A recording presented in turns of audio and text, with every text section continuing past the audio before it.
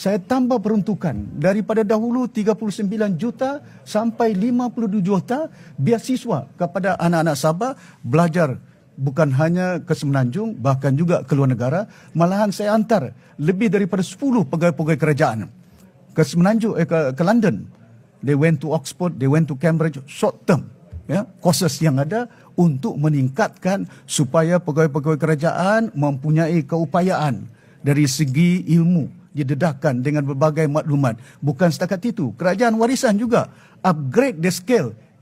Setiausaha kerajaan negeri, pegawai-pegawai SUT, ya, kadang-kadang kalau ada mesyuarat ke Semenanjung, SS State Secretary seakan-akan tinggi lagi KSU, ya. Dan juga kita dapat SUT tak setaraf dengan KSU.